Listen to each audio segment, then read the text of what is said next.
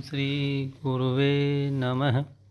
यस्य स्मरणमात्रेण ज्ञानमुत्पद्यते स्वयं य एव सर्वसम्प्राप्तिस्तस्मै श्रीगुरुवे नमः। ओम शांति शांति शांति। श्वेताश्वतर उपनिषद है जिसकी व्याख्या स्वामी अखंडानंद सरस्वती जी की है। बात चल रही थी विवेक वैराग्य की, जिसमें राग और द्वेष जो है भगवान के लिए, ईश्वर के लिए कर्म करने से राग द्वेष की शिथिलता आती है, क्षीणता आती है। अब है आचार्य के पास जाने की बात। अब इसके बाद बताते हैं उपेत्याचार्यम। किसके पास जाओ? कि आचार्य के पास। उपेत्य का अर्थ थोड़ा ध्यान देने लायक है। उपेत्य का अर्थ होता है कि विधिपूर्वक शरणागति होकर। माने एक तो यह होता है कि घर में ट्यूशन देने के लिए कोई मास्टर बुलाते हैं, उसको 10-20 रुपया देते हैं और वह आता है और बच्चे को पढ़ा जाता है। बच्चा समझता है कि हमारे बाप का नौकर है, जब चाहें तब शिकायत करके इसको निकलवा सकते हैं। उपेत्य का अर्थ है कि ट्यूशन वाले ढंग से यह काम नहीं चलता है कि आओ हमें पढ़ाओ, चले जाओ, हमने तुम्हारा बड़ा आदर किया, बुलाया, हमने तुमको भेंट पूजा दी। ये नहीं। आचार्यम उपेत्य का अर्थ है विधिपूर्वक आचार्य की शरण में जाना चाहिए। विधिपूर्वक आचार्य की शरण में जाओ। फिर आचार्य द्वारेण वेदांत श्रवणादिना, आचार्य के द्वारा वेदांत श्रवण करो। जाने में एक तो इच्छा प्रकट होती है कि इस मनुष्य के मन में कितनी इच्छा है।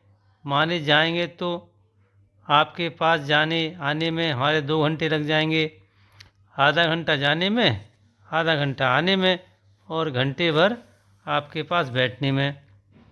और यदि आप आवेंगे तो हमारा आने जाने का घंटा भर बच जाएगा, घंटा भर ही लगेगा और वह 1 घंटा हम अपने घर का काम कर लेंगे, है ना। तो तुम्हारा आने जाने में भले ही 2 घंटे लग जाएं, हमारा तो घंटा भर ही खर्च होगा। माने हमारा समय कीमती है और तुम्हारे समय की कोई कीमत नहीं है। एक तो स्वयं जाने में अपनी इच्छा प्रकट होती है, थोड़ा अपने घर का काम धंधा छोड़ना पड़ता है, उससे थोड़ा वैराग्य भी होता है, थोड़ी तकलीफ भी उठानी पड़ती है, थोड़ी तपस्या होती है। इससे रुचि में कितनी विशेषता है यह बात भी मालूम पड़ जाती है। तो उपेत्य का अर्थ है जाना चाहिए। मंत्री को बुलाकर राजा सलाह करता है और गुरु के पास जाकर पूछ आता है, क्योंकि इससे श्रद्धा बढ़ती है और अभिमान की निवृत्ति होती है। इससे साधन संपत्ति बढ़ती है।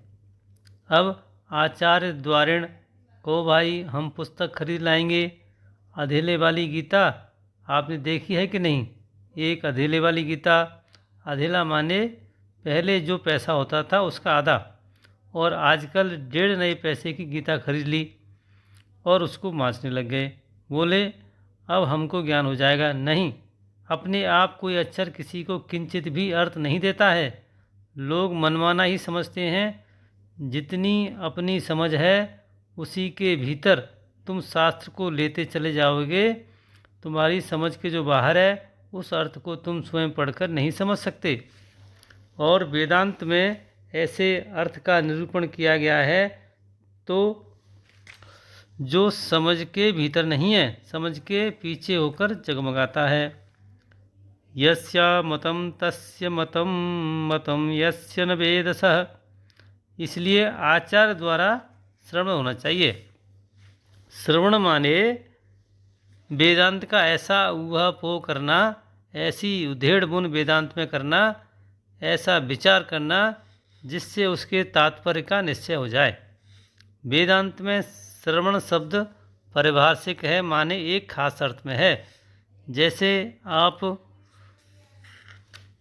गुण शब्द तो जानते हैं ना, लेकिन जब यह व्याकरण पढ़ते हैं तब गुण शब्द का वह अर्थ नहीं होता जो आप जानते हैं भला। वहाँ होता है अदेंग गुण। अ ए ओ का नाम गुण है। अब जब तक आप व्याकरण शास्त्र की परिभाषा नहीं पढ़ोगे तब तक क्या है समझ में आवेगा। वृद्धि तो आप जानते हैं ना, वृद्धि माने बढ़ना।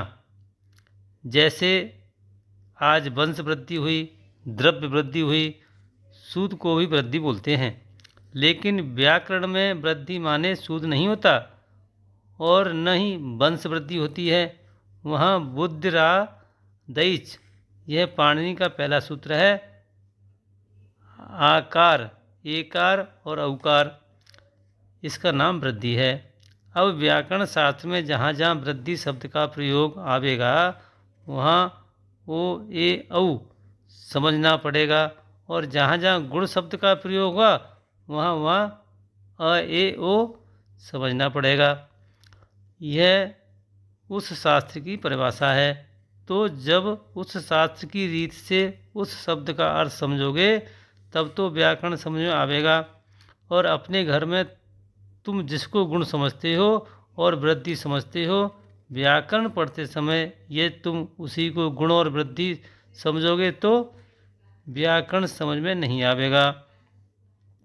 इसलिए वेदांत में यह जो श्रवण मनन आदि शब्द हैं ये परिभाषिक हैं। पारिभाषिक को टेक्निकल बोलते हैं। वेदांत की भाषा में इसको समझना पड़ेगा। इसी के साथ सत्संग को विराम देते हैं। ओम शांति शांति शांति।